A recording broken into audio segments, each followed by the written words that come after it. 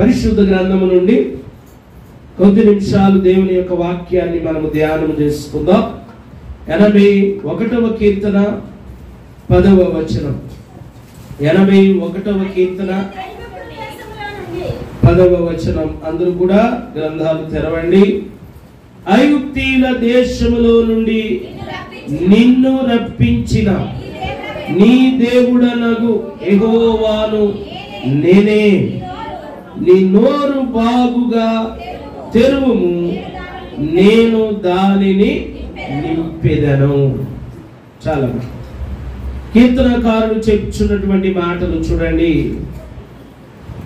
ప్రభు అయినటువంటి యెహోవా సెలవిచ్చిన మాట ఇది. ఐగుప్తీయుల దేశములో నుండి నిన్ను రప్పించిన నీ దేవుడనగు యెహోవాను నేనే. ఐగుప్తీయుల దేశములో నుండి కనాను దేశానికి నడిపించినటువంటి దేవుడు, ఐగుప్తీయుల దేశంలో నుండి, చెరలో నుండి, చీకటిలో నుండి వెలుగులోనికి నడిపించిన దేవుడు, చెరలో నుండి విడుదలకు నడిపించిన దేవుడు. మరి ఆ దేవుడు చెప్తున్న మాట ఏమిటంటే, నీ నోరు బాగుగా తెరువుము, దానిని నేను నింపెదను. ప్రభునందు ప్రియులరా, మనం నోరు తెరవాలి. విదేశీయులు మరి ఎప్పుడైనా పాటలు పాడటం కానీ వారు ప్రభువుని స్తుతించడం మీరు చూసినట్లయితే వారు చాలా నోరంతా కూడా తెరచి బిగ్గరగా పాడుతూ ఉంటారు. నీ నోరు బాగుగా తెరువుము. దేవుని వాక్యం మనకు చెప్తున్న మాట. దేవుని సన్నిధిలో మౌనంగా ఉండడం కాదు, నీ నోరు బాగుగా తెరవాలి, స్తుతించాలి, పాడాలి, కీర్తించాలి, హల్లెలూయా చెప్పాలి, ప్రార్థించాలి. దేవుని సన్నిధిలో నీ అక్కరలు చెప్పుకోవడానికి నీ నోరు బాగుగా తెరవాలి. మనుషులతో చెప్పుకుంటే నీ అక్కరలు తీర్చబడవు, మనుషులతో చెప్పుకుంటే నీ లోటులు తీర్చబడవు. కానీ దేవుని సన్నిధిలో నీవు నోరు తెరచి, నాయనా నా అవసరత ఇది, నా లోటు ఇది, నాకున్న అక్కర ఇది, నాకున్న సమస్య ఇది అని దేవుని సన్నిధిలో నీ నోరు తెరచి ప్రభువుకు చెప్పుకుంటే ప్రభు నీ అవసరతలను విని ఆయన నీ అవసరతలను తీర్చే దేవుడు. కనుక ప్రియులైన మన జీవితాలలో నోరు తెరచినప్పుడు దేవుడు దానిని నింపెదను అంటున్నాడు. పక్షులను మనం గమనించినప్పుడు తల్లి పక్షి ఆహారం కోసం చాలా దూరం వెళతాది. ఆహారాన్ని తన నోటిలో పెట్టుకుని తను తినకుండా తన పిల్లల కొరకు తీసుకొస్తుంది. పక్షులు ఆ తల్లి పక్షి రాగానే ఈ గూటిలో ఉన్నటువంటి ఈ చిన్ని పక్షులు వెంటనే ఏం చేస్తాయి తెలుసా? వాటి నోరు బాగుగా తెరుస్తాయి. అప్పుడు తల్లి పక్షి వచ్చి ఆ తెరవబడిన నోటిలో ఆ ఆహారాన్ని పెడుతుంది. కొన్ని పక్షులు తెరవబట్టు నోరు, సాధారణంగా పిల్లలన్నీ కూడా నోరు తెరిచే ఉంటాయి. మరి నోరు తెరవబడినటువంటి ఆ చిన్న పక్షి నోట్లో తల్లి తెచ్చిన ఆహారం కొంచెం కొంచెం ఒక్కో పక్షి నోట్లోనూ పెడతదట. కానీ నోరు తెరవకుండానటువంటి పక్షి నోట్లో పెట్టదట. ప్రభునందు ప్రియులారా, అంటే ఈ చిన్న పక్షులు వాటి నోరు తెరవడం వల్ల తల్లి ద్వారా ఆహారంతో వాటి నోరు ఏమైంది? నింపబడింది. అలాగనే మన ప్రభువు కొరకు మనము నోరు తెరవాలి. ప్రభువుని అడగడానికి నోరు తెరవాలి. కొంతమంది ఈ లోకములో అడుగుతూ ఉంటాం, కొన్నిసార్లు లేదంటారు, కాదంటారు. అలాంటప్పుడు మనము కొన్నిసార్లు చిన్నపుచ్చుకుని అంటాం, నోరు తెరిచి అడిగానమ్మా అయినా కానీ ఇవ్వలేదు అంటూ ఉంటాం. కాబట్టి మనుషులు కొన్నిసార్లు మనం నోరు తెరిచినా దాన్ని నింపలేరు, అవసరత తీర్చలేరు. కానీ దేవుని వైపు మనం నోరు తెరిస్తే, ఇదిగో నీ నోరు బాగుగా తెరువుము, నేను దాన్ని నింపుతానన్నా. కాబట్టి ప్రియమైన దేవుని బిడ్డలారా, దేవుడు మనలను నింపే దేవుడు. మన జీవితాలను సమృద్ధితో నింపే దేవుడు. మన యొక్క జీవితాలను, మన కుటుంబాలను తన ఆశీర్వాదములతో నింపే దేవుడు. అయితే వాటి కొరకై మనము నోరు తెరిచిన వారిగా మనం ఉండాలి. వాటి కొరకై ఎదురు చూచే వారిగా మనం ఉండాలి. ఆశతో ఉన్న ప్రాణమును తృప్తిపరిచే దేవుడు. దేవునిపై ఆశ పెట్టుకోవాలి. ఈ లోకం పైన కాదు, మనుషుల పైన కాదు, అధికారుల పైన కాదు ప్రియులరా. దేవునిపై నీవు ఎప్పుడైతే ఆశ పెట్టుకుంటావో నీ ఆశ కలిగిన ప్రాణమును తృప్తిపరిచే దేవుడు, తెరవబడిన నోటిని నింపే దేవుడు. మన దేవుడు నింపే దేవుడే గాని ఖాళీ చేసే దేవుడు కాడు. ప్రభునందు ప్రియులరా, నింపే దేవుడు.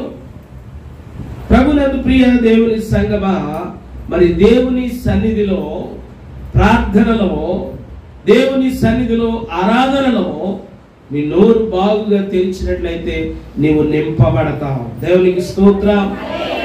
నీవు నింపబడాలనంటే దేవుని సన్నిధిలో నీ నోరు బాగుగా తెరవాలి. దేవుని బిడ్డలమైనటువంటి మనము నింపబడాలి.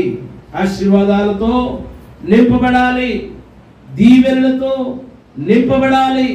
మన కుటుంబాలు ఆశీర్వాదకరముగా ఉండాలి, మన బిడ్డలు జయకరముగా ఉండాలి, వారి భవిష్యత్తులు చక్కగా ఉండాలి అని మనందరం కూడా ఆశిస్తాం, అందరము కోరుకుంటాం. అయితే ప్రియులరా, మరి నీ నోరు బాగుగా తెరువుము. దేవునిని స్తుతించడానికి తెరువు, దేవుని పాటలు పాడడానికి తెరువు, దేవుని ఆరాధించడానికి తెరువు, దేవుని ప్రార్థించడానికి తెరువు, దేవుని సన్నిధిలో ఎలుగెత్తి ప్రార్థించడానికి నీ నోరు తెరువు. ప్రభునందు ప్రియమైన దేవుని బిడ్డలారా, చాలా మంది చాలా విషయాలకి నోరు బాగా తెరుస్తారు. వేటికో తెలుసా? పక్కింటి వాళ్ళతోటో పొరుగు వారితోటో గొడవ పడడానికి బాగా నోరు తెరుస్తూ ఉంటారు. లేకపోతే కుటుంబంలోనే భర్త మీద నోరు తెరుస్తూ ఉంటారు, లేదా భర్త అయితే భార్య మీద నోరు తెరుస్తూ ఉంటాడు. ఇవి లోక సంబంధంగా జరిగేటటువంటి కార్యక్రమాలు. వాటి వలన నీవు ప్రయోజనం పొందుకోలేవు. కానీ దేవుని సన్నిధిలో దేవుని కొరకు నీ నోరు తెరిస్తే, వాక్యము ప్రకటించడానికి నీ నోరు తెరువు, దేవుని గూర్చి చెప్పడానికి నీ నోరు తెరువు. ప్రభునందు ప్రియులారా, చాలా మంది అంటూ ఉంటారు, నాకు ప్రార్థన చేయడం రాదండి. అసలు నువ్వు నోరు తెరువు, ప్రార్థనతో దేవుడు నీ నోటిని నింపునుగాక. ప్రభునందు ప్రియులారా, నాకు చదువు లేదండి, పాటలు పాడడం నాకు రాదండి అని అంటూ ఉంటారు. పాటలు పాడాలని నీవు నోరు తెరువు, పాటలతో నీ నోటిని దేవుడు నింపుతాడు. ప్రియులారా, దేవుని గురించి నాకు కూడా చెప్పాలని ఉంటుందండి, కానీ నేను చెప్పలేకపోతున్నానండి, నాకు చదువు రాదండి, ఎలా చెప్పనండి, ఏం చెప్పనండి అని కొంతమంది అంటూ ఉంటారు. నువ్వు ప్రభువుని గురించి మాట్లాడడానికి నీ నోరు తెరిస్తే ప్రభువే తన మాటలతో నీ నోటిని నింపుతాడు. నువ్వు తెరవాలి. ముందు నువ్వు నోటిని తెరువు, స్తుతించడానికి నీ నోరు తెరువు. ఏమి స్తుతించాలో దేవుడే నింపుతాడు. ప్రార్థించడానికి నీ నోరు తెరువు, ఏమి ప్రార్థించాలో దేవుడు నీకు నేర్పిస్తాడు. దేవుని గురించి ప్రకటించడానికి నీ నోరు తెరువు, ఏమి మాట్లాడాలో దేవుడే చెప్తాడు. దేవుని వాక్యం ఉన్నది, మాట్లాడువారు మీరు కారు గాని మీ తండ్రి ఆత్మ మీలో ఉండి.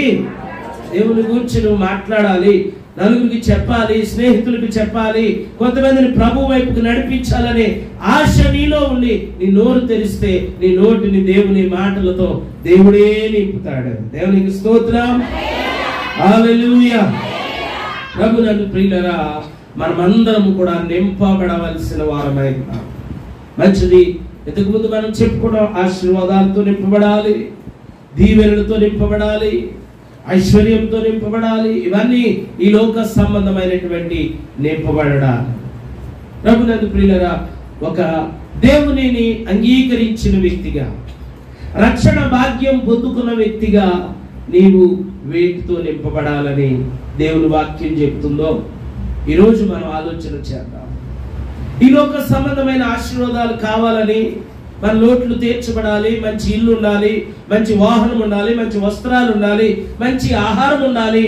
ఇవన్నీ లోక సంబంధమైనటువంటివి. వీటితో మనం నింపబడుతున్నాం. దేవుడు మనల్ని ఆశీర్వదిస్తున్నాడు. ఆ ఒకప్పటికి ఇప్పటికీ దేవుడు ఎంతగానో మన కుటుంబాలను ఆశీర్వదించాడు. మన గత జీవితాన్ని మనము ఆలోచన చేసినప్పుడు ఆహారం విషయంలో, నివాసాల విషయంలో, వస్త్రాల విషయంలో దేవుని చేత ఆశీర్వాదాలు పొందుతూనే ఉన్నాం. కాదంటారా? పొందుకుంటున్నామా లేదా?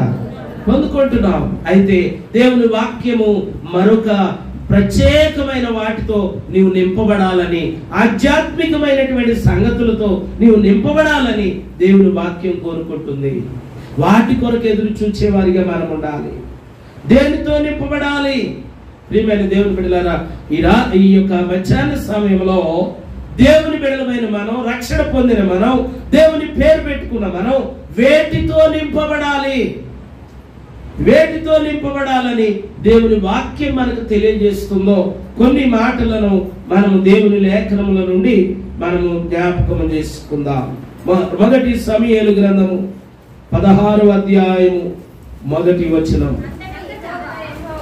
మొదటి సమూయేలు గ్రంథము 16వ అధ్యాయము మొదటి వచనం. అంతటా యెహోవా సమూయేలుతో ఇలాగు సెలవిచ్చెను, ఇశ్రాయేలీయుల మీద రాజుగా ఉండకుండా నేను విసర్జించిన సౌలును గూర్చి నీవెంతకాలము దుఃఖింతువు?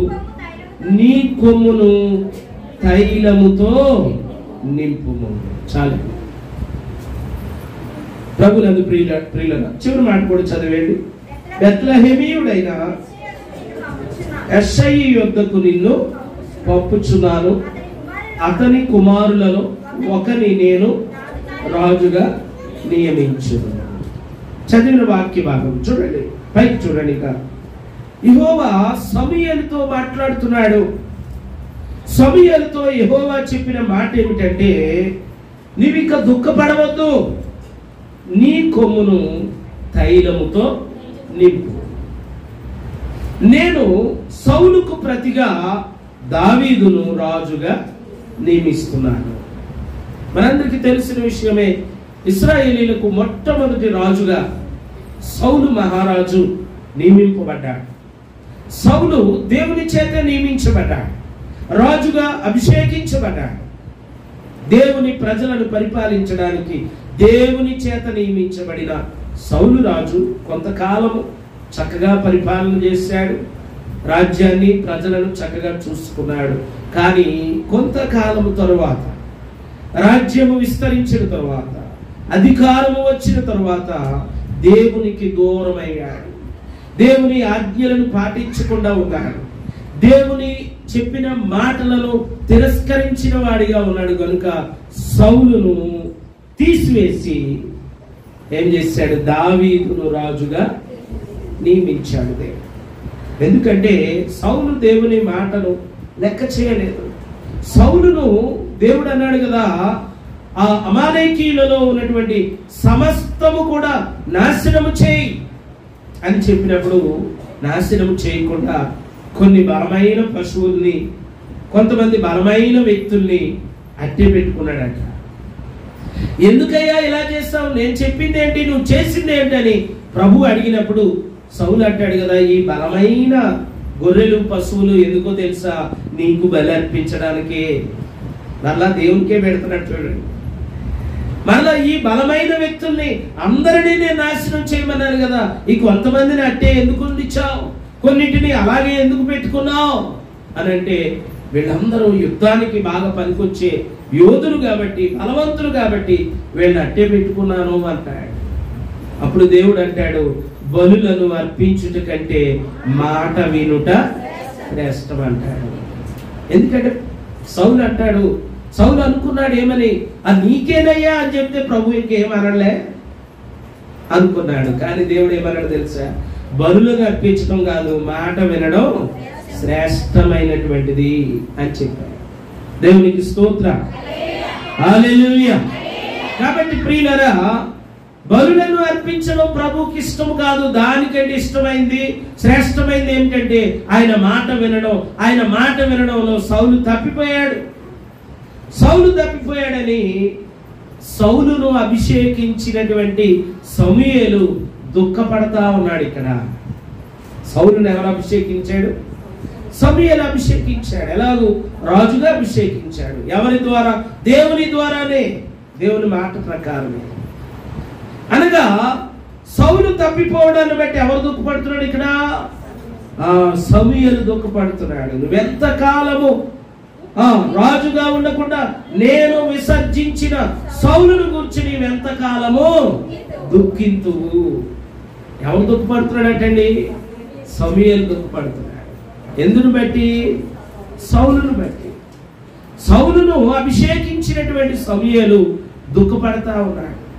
ఈ సందర్భాన్ని ఒకసారి మనకు అన్వయించుకుంటే ప్రియులారా, మరి దేవుని బిడ్డలమైనటువంటి మనం తప్పిపోతూ ఉన్నప్పుడు, దేవునికి దూరం అవుతూ ఉన్నప్పుడు, దేవుని మార్గాన్ని విడిచిపెడుతూ ఉన్నప్పుడు, లోక సంబంధమైన జీవితాలు మన జీవితాల్లోకి ప్రవేశిస్తూ ఉన్నప్పుడు, లోకము మన సంఘంలో ప్రవేశిస్తూ ఉన్నప్పుడు, మిమ్మును బట్టి సమూయేలు ఎవరికి గుర్తుగా ఉన్నాడంటే దైవజనుడికి గుర్తుగా ఉన్నాడు. మిమ్మును బట్టి, మీరు విశ్వాసంలో వెనకబడిపోవడాన్ని బట్టి, దేవుని మందిరానికి దూరం అవడాన్ని బట్టి దైవజనుడు దుఃఖపడుతూ ఉంటాడు. ఇక్కడ సౌలు తప్పిపోయాడు, దేవుడు అతన్ని విడిచిపెట్టాడు. దేవుడేమో సౌలుకి అక్కర్లేదు, నాకు దావీదుని నేను ఎన్నుకున్నాను అన్నాడు. అంటే ఇక్కడ ఒక విధంగా చెప్పాలనంటే దేవుడు బాగానే ఉన్నాడు, సౌలు పక్కకి వెళ్ళిపోయాడు. కానీ ఎవరు దుఃఖపడుతున్నాడు? సమూయేలు దుఃఖపడతా ఉన్నాడు. చాలా సందర్భాల్లో కొంతమంది విశ్వాసులు దేవుని విడిచిపెట్టి వెళ్ళినప్పుడు, దేవునికి వ్యతిరేకంగా ఉంటూ ఉన్నప్పుడు, వారి జీవితాల్లో దేవుని మాటను విననప్పుడు దేవుడు వారిని విడిచిపెడతాడు. కానీ ఒక దైవజనుడు వారిని గూర్చి దుఃఖిస్తాడు. ఇక్కడ సౌలును గూర్చి సమూయేలు దుఃఖపడుతున్నాడట. దేవుని వాక్యంలో రాయబడిన మాట. దుఃఖపడవలసిన పని లేదు కదా అని అనుకోవచ్చు మనం, కానీ దుఃఖం ఉంటుంది. అందుకే దేవుడు చెప్పిన ఉపమానంలో 100 గొర్రెలలో 1 గొర్రె తప్పిపోతే ఆ కాపరి ఏం చేశాడండి? 99 గొర్రెలను విడిచిపెట్టి 1 గొర్రె కోసం వెతకడానికి వెళ్ళిపోయాడు. ప్రభునందు ప్రియులారా, దైవజనుడు పుట్టినటువంటి భారం అలాంటిది. మనం వెళ్ళకపోయినా పర్లేదులే, మనము చేయకపోయినా పర్వాలేదులే అని మీరు అనుకుంటారు, కానీ దైవజనుడు అలాగ అనుకోడు. సమూయేలు ఇక్కడ సౌలును గూర్చి దుఃఖపడుతున్నాడు. అయితే దేవుడు చెప్తున్నాడు, ఇక దుఃఖపడకు నువ్వు. ఎందుకంటే మరి దేవుని చేత అభిషేకించబడిన వాడు, దేవుని చేత రాజుగా నియమించబడిన వాడు తప్పిపోతున్నాడు, లోకం వైపు వెళ్ళిపోతున్నాడు, లోకాశలో పడిపోతున్నాడు, లోకము వైపు జీవిస్తున్నాడని సమూయేలు దుఃఖపడుతూ ఉంటే దేవుడు ఇక వచ్చాడు. ఇక సౌలును గద్దించడం అయిపోయింది, బుద్ధి చెప్పడం అయిపోయింది. ఇక అతను మారే పరిస్థితి లేదు కనుక ఇక అతను విడిచిపెట్టేయి. ప్రభునందు ప్రియులారా, ఇక అతన్ని విడిచిపెట్టే, అతని గురించి నువ్వు దుఃఖపడవద్దు, నువ్వు లే, నీ కొమ్మును తైలముతో నింపుకొను. ప్రభునందు ప్రియులారా, కొన్ని సందర్భాల్లో మనం కూడా దుఃఖపడుతూ ఉంటాం. అయితే ఇక్కడ సమూయేలుతో దేవుడు చెప్పిన మాట, నీ కొమ్మును తైలముతో నింపుకో. అంటే ఆ పాత నిబంధన కాలంలో ఎవరినైనా అభిషేకించాలనంటే ఒక కొమ్ము, అంటే ఒక పశువుదో దేనిదో కొమ్ము తీసుకుని ఆ కొమ్మును శుభ్రం చేసి అది ఎండిపోయిన తర్వాత ఆ కొమ్ములో నూనె నింపి, తైలము నింపి ఆ కొమ్ముతో అభిషేకించేవారు. ఇప్పుడు దావీదును అభిషేకించడానికి సమయం వచ్చింది కాబట్టి నువ్వు లే, నీ కొమ్మును తైలముతో నింపుకొను. కొమ్మును తైలముతో నింపుకొనమని దేవుడు చెప్తూ ఉన్నాడు.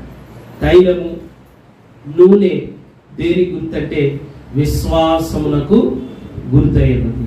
క్రొత్త నిబంధనలోకి వచ్చేద్దాం.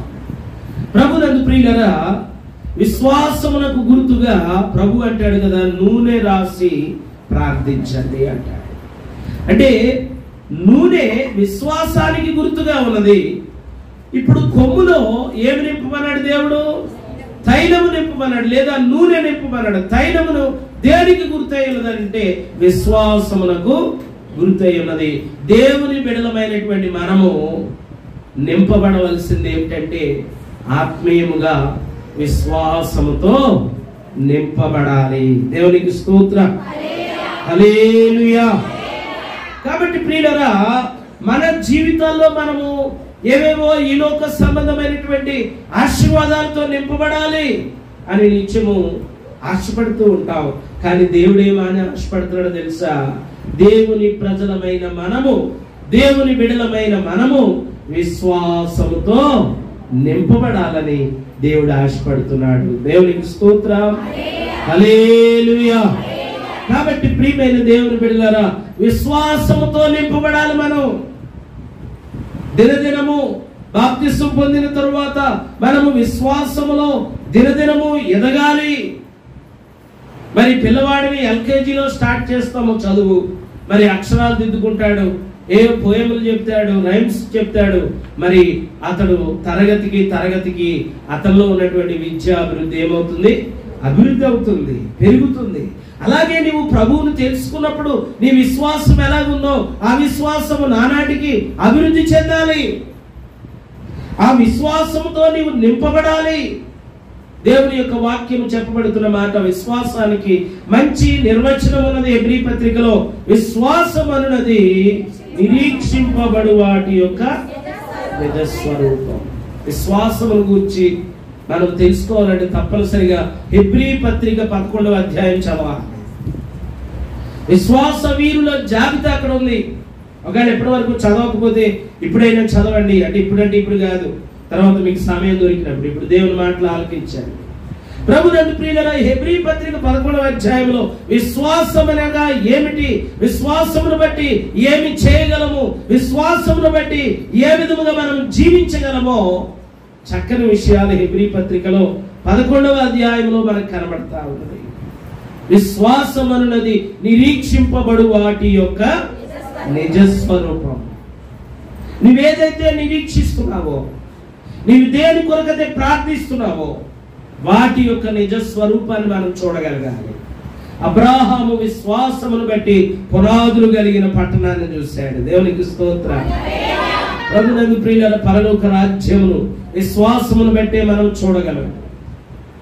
అబ్రాహాము కూడా ఆ పట్టణము కొరకే ఎదురు చూచాడట. ఆ విశ్వాసమును బట్టి, విశ్వాసమును బట్టి ఎవరు ఏమేమి చేయగలిగారో 11వ అధ్యాయం చదివితే మనకు హనోకుతో ప్రారంభించబడి అనేక మంది భక్తులు అక్కడ మనకు కనబడుతున్నారు.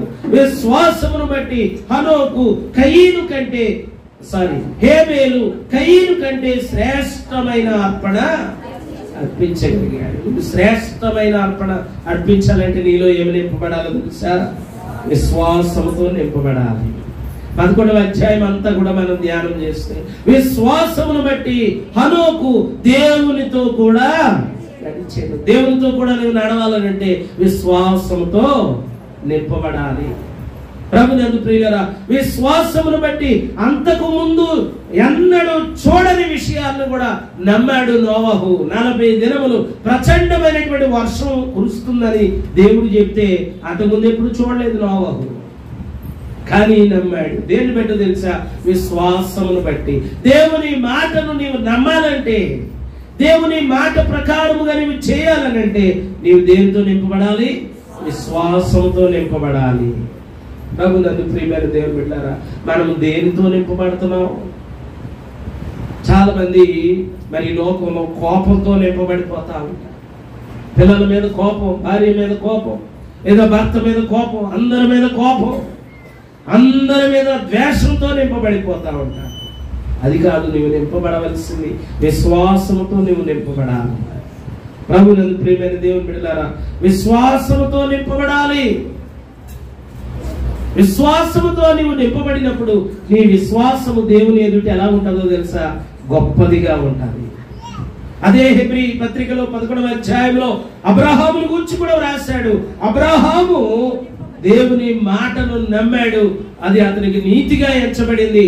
అతడు ఎలా నమ్మగలిగాడంటే, నేను చూపించుచున్న దేశానికి నీవు వెళ్ళు, నిన్ను అక్కడ నేను ఆశీర్వదిస్తాను, నీకే లోటు లేకుండా నేను చూస్తానని చెప్పాడు దేవుడు. ఆ మాటను ఎలా నమ్మగలిగాడంటే అబ్రాహాములో ఉన్న విశ్వాసం చెప్పాడు. చూడండి, పాత నిబంధన నుండి అనేక మంది భక్తులు విశ్వాసముతో నింపబడిన వారు. వారి జాబితా, విశ్వాస వీరుల జాబితా 11వ అధ్యాయం తప్పనిసరిగా చదవాలి. ప్రభునందు ప్రియులారా, విశ్వాసుల జాబితాను మనం చూసినప్పుడు ఏమి చేయగలమో, మోషే గురించి రాస్తాడు, విశ్వాసమును బట్టి ఐగుప్తును విడిచిపెట్టగలిగాడు. ఐగుప్తు యువరాజుగా ఉండడం కూడా తను ఇష్టపడలేదు. దాన్ని ఎలా విడిచిపెట్టగలిగాడంటే విశ్వాసం ఉంది కాబట్టి. ఫరో యువరాజుగా ఉండడానికి ఇష్టపడలా, ఫరో కుమార్తెగా ఉండడానికి ఇష్టపడలా. ఫరోలో ఉన్నటువంటి లేదా ఐగుప్తులో ఉన్నటువంటి భోగ భాగ్యములు ఎలా విడిచిపెట్టగలిగాడు మోషే అంటే విశ్వాసమును బట్టే విడిచిపెట్టగలిగాడు. అబ్రాహాము దేవుని కొరకు తన సొంత ఊరుని, సొంత జనాంగమును, కుటుంబ సభ్యుల్ని, ఉన్న వాటిని అన్నిటిని విడిచిపెట్టి దేవుడు చూపించిన దేశానికి వెళ్ళగలిగాడు. ఎలా వెళ్ళగలిగాడంటే విశ్వాసమును బట్టే వెళ్ళగలిగాడు. కాబట్టి దేవుని బిడ్డలమైన మనం దేనితో నింపబడాలి? విశ్వాసముతో నింపబడాలి. కాబట్టి ప్రియమైన సహోదరుడా, సహోదరి, నీవు నింపబడవలసింది ఏమిటో తెలుసా? విశ్వాసముతో నీవు నింపబడాలి. మరి ఒక బైక్లో మనం చాలా దూరం ప్రయాణం వెళ్ళాలని మనం నిర్ణయించుకున్నప్పుడు ముందుగా ఏం చేస్తాం? ఆ బైక్లో ఏమి నింపుతాం? పెట్రోల్ నింపుతాం. అదే తైలం, అదే ఆయిల్. ప్రభునందు ప్రియులరా, అలాగే నీ విశ్వాస యాత్రలో నీవు ముందుకు సాగాలనంటే ఇంధనం ఏంటో తెలుసా? విశ్వాసమే. విశ్వాసము లేకుండా నీ ఆత్మీయ యాత్రను నీవు ముందుకు సాగించను. బండిలో పెట్రోల్ కొట్టకుండా నేను రాజమండ్రిలో చేయాలంటే వెళ్ళొస్తావా? మధ్యలోనే అందులో ఉన్నది కాస్త అయిపోతే ఆగిపోతుంది, ఇక నడవదు. నువ్వు ఎంత ప్రయత్నించినా నడవ. మళ్ళా దాన్ని దేంతో నింపాలి? ఆయిల్తో నింపాలి. అలాగే నీ జీవితంలో కూడా నీ ఆత్మీయ యాత్ర ముందుకు సాగాలనంటే నువ్వు దేనితో నింపబడాలి? విశ్వాసముతో నింపబడాలి. దేవునికి స్తోత్రం. ప్రభునందు ప్రియులారా, విశ్వాసం అనగా దేవుడు ఉన్నాడని, దేవుని యొద్దకు వచ్చేవాడు ఆయన ఉన్నాడని, తన్ను వెదుకు వారికి ఫలము దయచేవాడనని నమ్మవలెను కదా. చూడండి, మత్తయి సువార్త 17వ అధ్యాయము 17వ వచనం. మత్తయి సువార్త 17వ అధ్యాయము 17వ వచనం. అందుకు యేసు, విశ్వాసము లేని మూర్ఖ తరము వారలారా, మీతో నేను ఎంతకాలము ఉందును, ఎంతవరకు మిమ్మల్ని సహింతును, వారిని నా యొద్దకు తీసుకుని రండని చెప్పాను. ఎవరు అంటున్నాడు తెలుసా ఈ మాట? ప్రభువు తన శిష్యులే అంటున్నాడు, బయట వారిని కాదండి.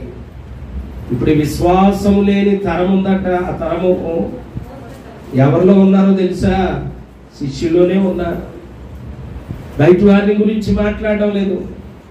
దేవుని ఎరిగిన వారు, వాక్యం తెలిసిన వారు, ముద్ర పొందుకున్న వారు కూడా కొంతమంది విశ్వాసం లేని వారు ఉన్నారట. ఇక్కడ యేసయ్య అంటున్నాడు, ఏ శిష్యులను చూసి మాట్లాడుతున్నాడు ఏమని? విశ్వాసము లేని మూర్ఖతరము వారులారా. ఎందుకంటే ప్రభు దగ్గరికి వచ్చి వాళ్ళు అంటున్నారు, మేము కూడా ప్రయత్నం చేస్తాం వీరిని స్వస్థపరచాలని, వీనికి పట్టిన దెయ్యాన్ని విడిచిపెట్టేలాగా ప్రార్థన చేశాం, కానీ మా వల్ల కాలేదు అని చెప్తున్నారు ప్రభు దగ్గర నుంచి. అప్పుడు ప్రభు అంటున్నాడు, విశ్వాసము లేని మూర్ఖతరము వారులారా. అంటే విశ్వాసము లేకపోవడం అనేది ప్రభు కూడా ఇష్టం కాలేదు. విశ్వాసముతో నింపబడాలని ప్రభు కోరుకున్నాడు. దేవునికి స్తోత్రం. హల్లెలూయా. కాబట్టి ప్రియమైన దేవుని బిడ్డలారా, 20వ వచనాన్ని మనం గమనించినప్పుడు, అందుకు ఆయన మీ అల్ప విశ్వాసము చేతనే. చూడండి, ఆ తరువాత ప్రభువు అతనికి ప్రార్థన చేశాడు. అతను పట్టుకున్నటువంటి ఆ దెయ్యం వదిలిపెట్టేసింది. అతడు స్వస్థత పడ్డాడు. వాళ్ళు వెళ్ళిపోయారు. వెళ్ళిపోయాక సీక్రెట్ గా ప్రభువుని అడుగుతున్నారు, ఏమని? అయ్యా, మరి మేము కూడా ప్రయత్నం చేస్తాం కదా ప్రభువా, మేమెందుకు చేయలేకపోయాం? మేమెందుకు మరి ఈ అద్భుత కార్యాన్ని చేయలేకపోయాం నీ నామం పేరట అని అడిగితే అప్పుడు ప్రభు అంటున్నాడు, ఎందుకో తెలుసా? ఎందుకో తెలుసా? చూడండి, మీ అల్ప విశ్వాసము చేతనే. మరి మన జీవితాల్లో కొన్ని కార్యాలు జరగకపోవడానికి, కొన్ని అక్కరలు తీర్చబడకపోవడానికి, అనుకున్నది నెరవేరకపోవడానికి మనలో ఏముందంట? అల్ప విశ్వాసం. అల్ప విశ్వాసం అంటే మరొక వ్యక్తి గుర్తొస్తాడు, పేతురుగా. నీటి మీద నడుస్తానన్నాడు, నడిచాడు కూడా. కానీ కొన్ని అడుగులు వేసిన తర్వాత, కొంతవరకు నడిచిన తర్వాత ఏం చూశాడు? సముద్రాన్ని చూశాడు, అలలను చూశాడు, అహోను విన్నాడు. యేసు వైపు ఎప్పుడైతే దృష్టి యేసు వైపు నుండి ప్రక్కకు వెళ్ళిపోయిందో, సముద్రం వైపు వెళ్ళిపోయింది, లోకం వైపు వెళ్ళిపోయింది, లోకాశల వైపు ఎప్పుడైతే నీ దృష్టి వెళ్ళిందో నువ్వు కూడా సాగలేవు. అటువంటి గొప్ప పాఠం మనకు తెలియజెప్పడం కొరకే ఈ విషయం అంతా కూడా ప్రభువు దేవుని లేఖనాల్లో రాశాడు. ప్రభునందు ప్రియులరా, అప్పుడు కూడా పేతురు మునిగిపోతా ఉన్నాడు. పేతురు మునిగిపోతా ఉంటే ప్రభువా ప్రభువా నన్ను రక్షించు అని కేకలు వేసి చేతులు పైకెత్తాడు. మరి వెంటనే ప్రభువు వచ్చి పేతురు చేయి పట్టుకుని పైకి లేవనెత్తి అక్కడ అంటాడు కదా, అల్ప విశ్వాసి ఎందుకు సందేహపడితే. విశ్వాసం అసలు లేకుండా లేదు, ఉంది కానీ ఎలా ఉందంటే అది స్వల్పంగా ఉంది లేదా అల్పంగా ఉంది. అల్ప విశ్వాసి ఎందుకు సందేహపడ్డా? కాబట్టి ప్రియమైన దేవుని బిడ్డలారా, అల్ప విశ్వాసులుగా మనం ఉండడం కాదు, మన విశ్వాసము గొప్ప విశ్వాసంగా ఉండాలి. అయితే పేతురు లేవనెత్తాడు, ప్రభువుతో పాటుగా తీసుకువెళ్ళాడు, ధోని ఎక్కించాడు. ఆ వృత్తాంతం మనందరికీ తెలుసు. అయితే ఇక్కడ శిష్యులను చెప్పిన మాట కూడా అల్ప విశ్వాసి అని పేతురును సంబోధించాడు. ఇక్కడ శిష్యుల్ని కూడా మీ అల్ప విశ్వాసం ద్వారానే కార్యం కాలేదు, స్వస్థత కలగలేదు, మీరు అనుకున్నటువంటిది నెరవేరలేదు. కారణం ఏంటంటే మీకున్నటువంటి అల్ప విశ్వాసం మనలో ఉండకూడదు, తీసివేసుకోవాలి. మనమందరం కూడా దేంతో నింపబడాలి? విశ్వాసంతో నింపబడాలి. దేవుని అందరి విశ్వాసంలో నీవెంత నింపబడితే అంత ఆశీర్వాదం. నీ కొమ్మును తైలంతో నింపుము అనగా నీ హృదయాన్ని దేవుని అందరి విశ్వాసంతో నింపుము. నువ్వు నిజంగా విశ్వాసంతో నింపబడితే నీ జీవితంలో అద్భుత కార్యాలు చూస్తావు, నీ జీవితంలో మేలులు అనుభవిస్తావు, దేవుని కొరకు నీవు జీవించగలుగుతావు. ప్రభునందు ప్రియులారా, ఆ తరువాత అంటాడు శిష్యులతో, ఆవగింజంత విశ్వాసం ఉండిన ఎడల ఈ కొండను చూచి ఇక్కడ నుండి అక్కడికి పొమ్మంటే అది పోదు. ఆవగింజ ఎంత ఉంటుందమ్మా? ఇంతే ఉంటా, చాలా చిన్నది. మన వేలుతో కూడా పట్టుకోవడానికి అది చిన్నగా ఉంటాయి. ప్రభునందు ప్రియులారా, ఆవగింజంత విశ్వాసము ఉంటే గొప్ప కార్యాలు జరుగుతాయని ప్రభు చెప్పాడు. కానీ ప్రతిదీ మనం అనుకూలంగా మలుచుకుంటాం కదా, చాలా మంది అలాగే ఉంటూ ఉంటారు. అంటే ఆవగింజంత విశ్వాసం ఉంటే చాలే అనుకునే వాళ్ళు ఉంటారు. ఇక్కడ చాలని చెప్పలేదు ప్రభునందు ప్రియులారా, ఆవగింజంత విశ్వాసం ఉంటేనే గొప్ప కార్యాలు జరుగుతాయి. అలాగని అంత విశ్వాసం చాలే, ఇది చాలే అని ప్రభు చెప్పలేదు. అక్కడ జాగ్రత్తగా గమనించండి. ఆవగింజంత విశ్వాసము ఉంటే మీరు గొప్ప కార్యాలు మీరు చేయగలరు అనేటువంటి ఉద్దేశంతో అది చెప్పాడు. కానీ ప్రియులారా, ఆవగింజ చిన్నదే, కానీ ఆవగింజ కాసేటటువంటి చెట్టు ఎంత పెద్దదో తెలుసా? దేవుని వాక్యం చెప్తుంది, పెద్ద వృక్షం అట. ఆవగింజ చిన్నదే ఉంటుంది, కానీ చెట్టు మాత్రం ఆ ఆవగింజను భూమిలో నాటినప్పుడు దాని నుండి వచ్చినటువంటి మొలక ఏదో కూర మొక్కల్లాగా చిన్నగా ఉండదు, ఒక పెద్ద వృక్షముగా మారుతుంది. విశ్వాసము కూడా నీలో నాటబడినప్పుడు ఆవగింజంతే నాటబడవచ్చు, కానీ అది ఏమవ్వాలి? దినదినము అభివృద్ధి చెందాలి. నీ విశ్వాసము పరిమాణము పెరగాలి, విశ్వాసముతో నింపబడాలి. విశ్వాసములో మరి అక్కడ భక్తుడితో ప్రవక్తతో దేవుడు చెప్తున్నాడు, అయ్యా మరి నేను నీళ్లలో ఎంత మట్టుకు నేను వెళ్ళాలంటే అక్కడ ఏమన్నాడు తెలుసా? ఈదలేనంత మట్టుకు నీవు వెళ్ళు. ఏదలేనంత మట్టుకు నువ్వు లోపలికి వెళ్ళన్నాడు. ఆ భక్తుడు అడుగుతున్నాడు, అయ్యా నీళ్లు నా చీలమండల వరకు వచ్చినాయి, చాలా అంటే కుదరదు, ఇంకా లోపలికి వెళ్ళమన్నాడు. మోకాళ్ళ మట్టుకు వచ్చినాయి, కుదరదు, ఇంకా లోపలికి వెళ్ళు. మనలోతు మట్టుకు వచ్చినాయి, కుదరదు, ఇంకా లోపలికి వెళ్ళు. పేకల్లోతు వచ్చేసినాయి, అయ్యా ఇక మరి మునిగిపోతానేమో, ఇక చాలేమో అన్నాడు. కానీ దేవుడు ఏమన్నాడు తెలుసా? కుదరదు, నీవు ఏదలేనంత మట్టుకు లోపలికి వెళ్ళాలి. విశ్వాసంలో దేవుని బిడ్డలమైన మనం అలాగే ఎదగాలి. విశ్వాసంలో దేవునిలో నింపబడాలి, విశ్వాసంతో నింపబడాలి ప్రియులారా. కాబట్టి ఆవగింజ చెడుదే గాని అది నాటబడినప్పుడు దాని నుండి వచ్చినటువంటి వృక్షము మహావృక్షం అవుతుంది. దానిపైన పక్షులు కూడా వచ్చి నివాసం ఉంటాయని బైబిల్ గ్రంథం చెప్తుంది, నా సొంత మాటలు కాదు. కాబట్టి ప్రియులారా, మన విశ్వాసము కూడా నాటబడినప్పుడు ఆవగింజంతే ఉన్నప్పటికీ నీవు దానిని అభివృద్ధి చేసుకోవాలి. నీ విశ్వాసం నానాటికి పెరగాలి. కాబట్టి దేవుని బిడ్డలమైనటువంటి మనము విశ్వాసంతో నింపబడాలి. మరి కనాను స్త్రీని చూసి ప్రభు ఏమన్నాడు? అమ్మా నీ విశ్వాసము గొప్పది అన్నాడు. ఇక్కడ శిష్యుల్ని చూసి ఏమన్నాడు? మీ అల్ప విశ్వాసమే అన్నాడు. పేతురును కూడా ఏమన్నాడు? అల్ప విశ్వాసి, ఎందుకు సందేహపడితివి అన్నాడు. కానీ కనాను స్త్రీని అలా అనలేదు. ఏమన్నాడు? అమ్మా నీ విశ్వాసము గొప్పదన్నాడు.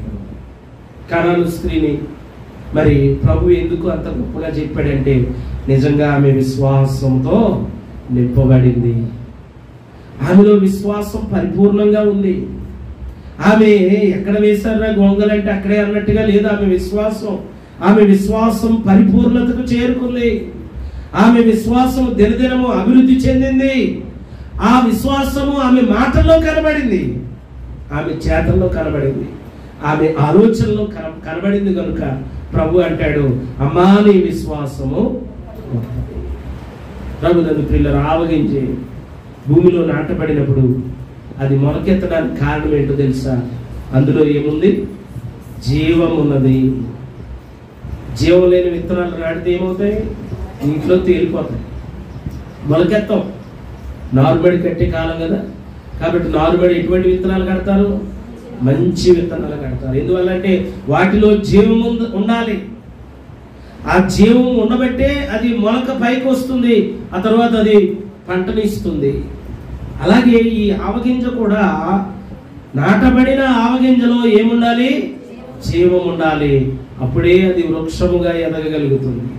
అలాగే నీ విశ్వాసములో జీవం ఉండాలి. అంటే విశ్వాసములో జీవం ఉండడం అంటే ఏంటో తెలుసా? క్రియలు ఉండటం. ఎలా చెప్పగలరండి అంటే దేవుని వాక్యమే చెప్తుంది, క్రియలు లేని విశ్వాసము మృతము. దానికి ఆపోజిట్ సెంటెన్స్ తయారు చేయండి. క్రియలు ఉన్న విశ్వాసము జీవము. అంటే ఈ జీవము దేనితో పోల్చబడింది? క్రియలతో పోల్చబడింది. క్రియలు లేకుండా ఉంటే ఆవగింజలాగే ఉండిపోతుంది, మొలకెత్తదు, అభివృద్ధి చెందదు, వృక్షం అవదు. కాబట్టి క్రియలు లేని విశ్వాసము మృతం, క్రియలు ఉన్న విశ్వాసము జీవము కలిగింది.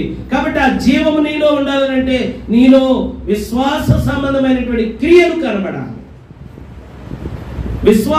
నేను విశ్వాసిని అని చెప్పుకోవడం కాదు, క్రియలు కనబడాలి. క్రియలు లేని విశ్వాసము మృతము. డీడ్లెస్ ఫెయిత్ ఈజ్ డెడ్ అంటాడు. డీడ్లెస్ ఫెయిత్ ఈజ్ డెడ్. క్రియలు లేని విశ్వాసము మృతము. ప్రభునందు ప్రియులారా, క్రియలు ఉన్నాయి. మరి నేను విశ్వాసం చాలా ఎక్కువ కలిగి ఉన్నానండి, పరిపూర్ణమైన విశ్వాసం నాకు ఉందండి అని చెప్పడం కాదు కానీ, మాటలు చెప్పడం కాదు కానీ, క్రియలు కనబడాలి. నీ క్రియ విశ్వాసంతో నీవు చేయగలగాలి దేవుని కొరకు. కాబట్టి ప్రియులారా, మరి అలాగ చేయగలిగింది కనుకనే, అటువంటి జీవము కలిగిన విశ్వాసం అన్నది కనుకనే కనాను స్త్రీని దేవుడు అంటాడు, అమ్మా నీ విశ్వాసము గొప్పది. స్త్రీలేనా ఉన్నారు విశ్వాసంలో గొప్పవాళ్ళు? పురుషులు కూడా ఉన్నారు. శతాధిపతిని చూసి ప్రభు అంటాడు, ఇశ్రాయేలీయులనైనా ఇలాంటి విశ్వాసము నేను కనుగొనలేదన్నాడు. ఎవరిని గురించి? శతాధిపతిని గూర్చి ఆయన పురుషుడు. అంటే పురుషులైనా స్త్రీలైనా కానీ విశ్వాసంలో పరిపూర్ణులుగా ఉంటే దేవుడు వారిని గుర్తించాడు. కనాను స్త్రీతో మాత్రమే కాదు చెప్పడం, శతాధిపతితో కూడా అన్నాడు. ఎందుకంటే ఆ శతాధిపతి ఏమంటాడో తెలుసా? అతడు ఒక అధికారి అయి ఉండి, ఒక మిలిటరీ ఆఫీసర్ అయి ఉండి కూడా, ప్రభువా నీవు పాదములు పెట్టడానికి నేను యోగ్యుడను కాను, నా ఇంటికి నువ్వు రావడానికి నేను యోగ్యుడను కాను, నువ్వు ఇక్కడే ఉండి మాట చెప్పు చాలు, నా ఇంటి దగ్గర ఉన్న రోగి బాగుపడతాడు అని చెప్పాడు. ఆ విశ్వాసం చూసి, ఆ మాటలు చూసి ప్రభు అంటాడు, ఇటువంటి విశ్వాసము నేను ఇశ్రాయేలీల్లో కూడా చూడలేదు. అంటే ఇశ్రాయేలీలు ఎవరయ్యా అంటే, ప్రభు బాగా తెలుసు, మా దేవుడు అని చెప్పుకుంటున్న వారు, ప్రభు చేత ప్రత్యేకించబడిన వారు, ప్రభు ముద్ర పొందుకున్నవారు, దేవుని ఎరిగిన ప్రజలు ఇశ్రాయేలీలు. ఈ శతాధిపతి అన్యుడు, దేవుని ఎరగని కుటుంబం, దేవుని ఎరగని కుటుంబం నుంచి వచ్చినటువంటి ఈ అన్యుడిలో విశ్వాసం ఎలాగుందట? ఇశ్రాయేలీల్లో కూడా అంత విశ్వాసం నేను చూడలేదు. అంటే ఆ అన్యుడిలోనే విశ్వాసము గొప్పదిగా ఉన్నదని ప్రభువే చెప్తున్నాడు అక్కడ.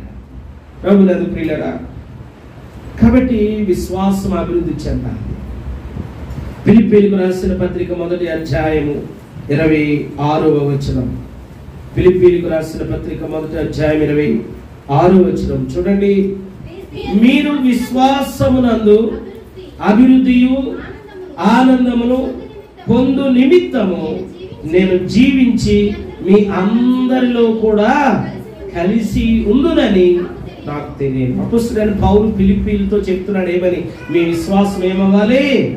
అభివృద్ధి అవ్వాలి. విశ్వాసంలో నీవు అభివృద్ధి పొందితే నీవు ఆనందమును కలిగి ఉంటావు, నీవు ఆనందాన్ని పొందుతావు అని ప్రభు దేవుని యొక్క వాక్యం మనతో చెప్తున్నది. అపోస్తలుడైన పౌలు ఫిలిప్పీయులతో మాట్లాడుచున్న మాట, మీరు విశ్వాసమునందు అభివృద్ధి ఆనందము పొందాలి. అది పౌలు గారి యొక్క ఆశ, దేవుని యొక్క ఆశ కూడా అదే. కాబట్టి నువ్వు విశ్వాసంలో అభివృద్ధి పొందితే నువ్వు ఆనందం పొందుకోగలుగుతావు. ప్రభునందు ప్రియులారా, అబ్రాహాము, శారా నిరీక్షణకు ఆధారమే లేదు వాళ్ళ దగ్గర. ముసలి వాళ్ళు అయిపోయారు, శరీరం ముడతలు పడిపోయింది, 100 సంవత్సరాలు వచ్చేసింది. మీరు ఇప్పుడు గర్భఫలం ఇస్తాను నీకు, నీవు శక్తి పొందుకుంటావు, నీవు బలం పొందుకుంటావు అని చెప్తే ఆధారం ఏమన్నా? ఆధారం ఏమీ లేకపోయినా వారు నిరీక్షించారు, దేవుని మాటను నమ్మారు. ప్రభునందు ప్రియులారా, అటువంటి విశ్వాసము వారు పొందుకున్నారు. ప్రియులారా, రోమీయులకు రాసిన పత్రిక 4వ అధ్యాయము 18వ వచనం. రోమీయులకు రాసిన పత్రిక 4వ అధ్యాయము 18వ వచనం. నీ సంతానం ఇలాగు ఉండునని చెప్పిన దానిని బట్టి తాను అనేక జనములకు తండ్రి అగునట్లు నిరీక్షణకు ఆధారము లేనప్పుడు అతడు నిరీక్షణ కలిగి నమ్మి. ఇది అబ్రహాములో ఉన్న విశ్వాసము.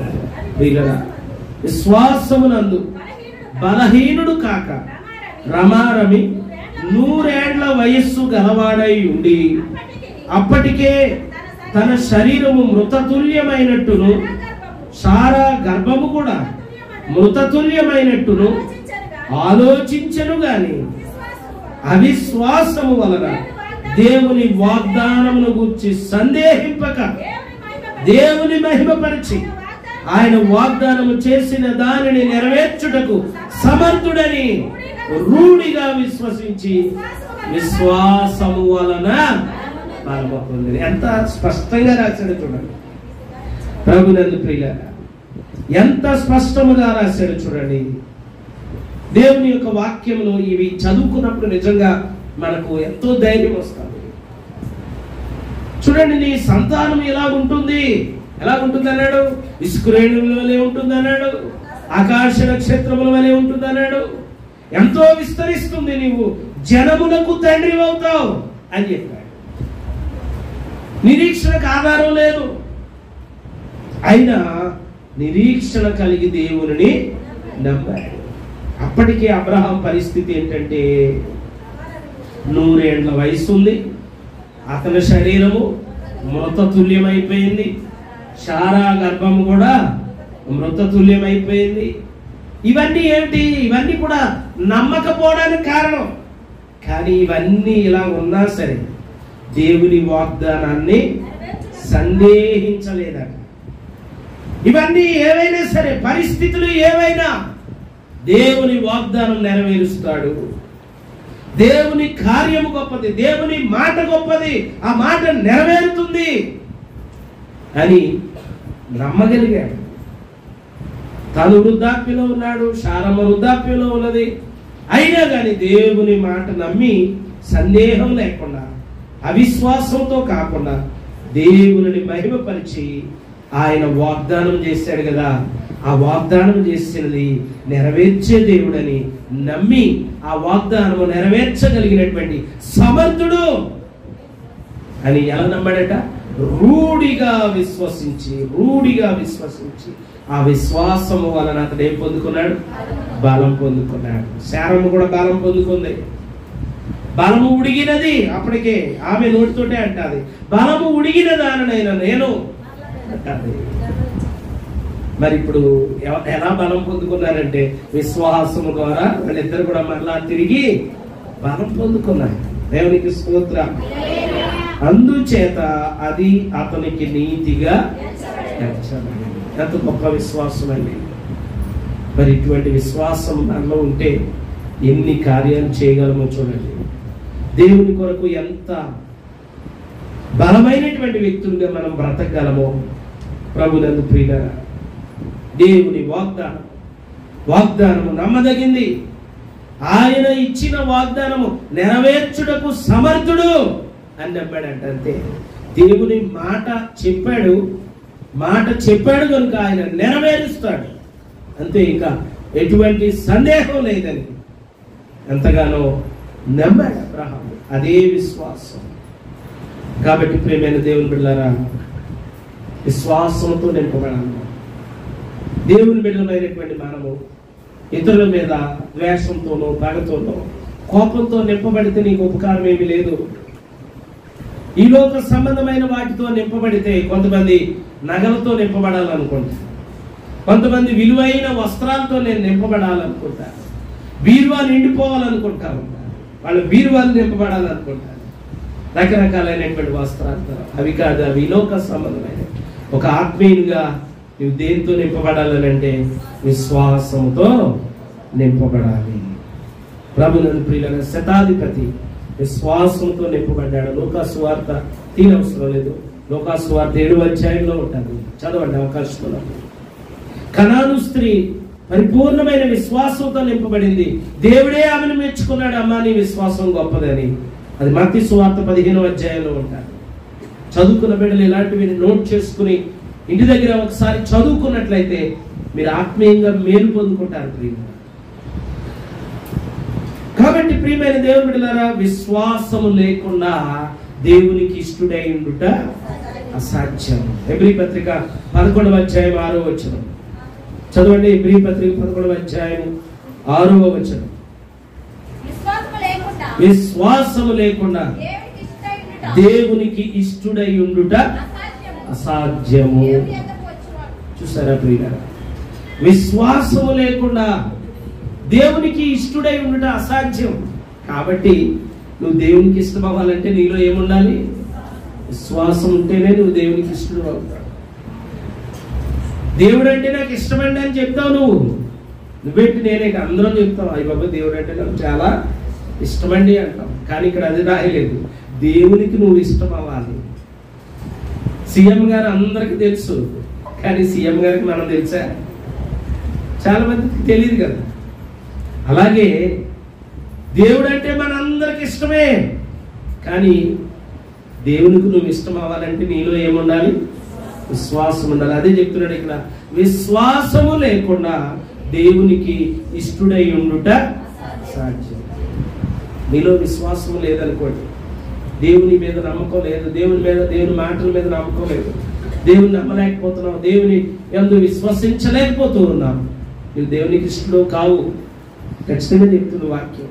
విశ్వాసము లేకుండా దేవునికి ఇష్టుడై ఉండుట అసాధ్యం. కాబట్టి ప్రియమైన దేవుని బిడ్డలారా, విశ్వాసముతో మనము నింపబడాలి. విశ్వాసముతో నింపబడాలి. కాబట్టి ప్రియ దేవుని సంగమా, నీవు దేనితో నింపబడుతున్నావు? కొంతమంది మరి విశ్వాసముతో నింపబడాలి. కొంతమందిని చూసి, కొంచెం త్రాగడం అలవాటు ఉన్న వాళ్ళని చూసి కొంతమంది ఏం చెప్తారు, ఫుల్ అయిపోయాడు అంట. దీంతో నింపబడ్డాడని దాని అర్థం మద్యంతో నింపబడ్డాడు అనమాట ఆ వ్యక్తి. దానివల్ల ప్రయోజనం లేదు, శరీరానికి హాని, శరీరాన్ని పాడు చేసుకోవడమే. ఈ మద్యపానము, మత్తు పానీయాలు, లేకపోతే ఇలాంటి ఖైనీలు, గుట్కాలు, ఇవన్నీ కూడా వీటితో నింపబడితే ఏమవుతుందో తెలుసా? మన శరీరాన్ని మనమే పాడు చేసుకుంటున్నాం. వాటి బదులు దేవుడిచ్చిన మంచి ఆహారం తీసుకోవచ్చు, మంచి పానీయాలు ఉన్నాయి, అవి తీసుకోవచ్చు. మత్తు పదార్థాల వలన నీ శరీరాన్ని నువ్వే పాడు చేసుకుంటున్నావు. నీ చేతులతో నీవు పాడు చేసుకుంటున్నావు. కొంతమంది వాటితో నింపబడిపోతూ ఉంటారు. కాబట్టి ప్రియులరా, మరి కొంతమంది అంటారు, మరి ఈ మద్యపానం వదిలివేయ్యా అంటే, నేనేమి శృతి మెచ్చనండి, డైలీ ఒక క్వార్టరేనండి అంటా ఉంటాను. మరి డైలీ ఒక క్వార్టర్ అయితే 10 రోజులకి ఎంత అయింది? నెలకి ఎంత అయింది? మరి ఎంతగా నింపేస్తున్నావు అంటే అతని దృష్టిలో అది తక్కువ అని అర్థం కాదు. ప్రియులరా, నీ దేహము దేవుడు నీకు ఇచ్చిన దేవాలయం, అది గుర్తుపెట్టుకోవాలి నీ జీవితంలో. కాబట్టి నువ్వు నింపబడాల్సింది వీటితో కాదు, మత్తుతోనో, మత్తు పదార్థాలతోనో, ఈ లోక సంబంధమైన వాటితో కాదు. నిన్ను ఎన్నుకున్నాడు దేవుడు, నిన్ను ఏర్పరచుకున్నాడు. దేవుని వాక్యం నీకు ప్రభు వినిపించి, ఆయన ముద్ర ధరింపజేసి, ఆయన సువార్తను నీకు తెలియజేసి నిన్ను ఎన్నుకున్నాడు. నీవు ఈ దేవుని సన్నిధిలో ఉన్నావంటే దేవుడు నిన్ను ఏర్పరచుకున్నాడు. మరి ఆయన నిన్ను ఏర్పరచుకున్నప్పుడు నువ్వు దేనితో నింపబడాలని ఆయన కోరుకుంటున్నాడంటే, ఆయన యందలి విశ్వాసముతో నింపబడాలి. ఆ విశ్వాసము బలంగా ఉండాలి, గొప్పదిగా ఉండాలి, పరిపూర్ణమైనటువంటిదిగా ఉండాలని దేవుడు కోరుకుంటున్నాడు. కాబట్టి మరి విశ్వాసముతో మనం నింపబడదామా? విశ్వాసముతో నింపబడితే దేవునికి ఇష్టడుగా ఉండగలుగుతాం. దేవుని వాక్యం అదే, చివరిగా నేను చదివించిన మాట అదే, విశ్వాసము లేకుండా దేవునికి ఇష్టడై ఉండుట అసాధ్యం. విశ్వాసం లేకుండా నువ్వు దేవునికి ఇష్టం కాలేవు. నువ్వు ఇష్టపడచ్చు దేవుణ్ణి. ప్రభువుని ప్రియులారా, దేవునికి నువ్వు ఇష్టడుగా ఉండాలంటే నీలో ఏముండాలి? విశ్వాసం ఉండాలి. విశ్వాసముతో నింపబడాలి. కాబట్టి ప్రియమైన దేవుని బిడ్డలారా, మరి మన విశ్వాస పరిమాణం ఎంతగా ఉంది? శోధనలు వచ్చినా, వేదనలు వచ్చినా, కష్టాలు, కన్నీళ్లు, అపనిందలు, అవమానములు మన జీవితాల్లో ఎదుర్కొన్న దేవుని కొరకు నువ్వు నిలబడాలంటే నిన్ను నిలబెట్టే ఒకే ఒక ఆయుధం విశ్వాసమే. విశ్వాసమే. తప్పనిసరిగా చదువుకున్న ప్రతి ఒక్కరూ హెబ్రీ పత్రిక 11వ అధ్యాయం చదవండి, పూర్తిగా చదవండి. విశ్వాసంలో మిమ్మల్ని బలపరుస్తుందా ఇచ్చా దేవుని మాటలు మరి మన జీవితాల్లో, మన హృదయాల్లో పదిలిపరుచుకుని విశ్వాసములో బలపడదాం. అటువంటి కృపలను పరిశుద్ధాత్మ దేవుడు మనందరకు దయచేయునుగాక. ఆమేన్. కళ్ళు మూసుకుందాం, ప్రార్థన చేసుకుందాం.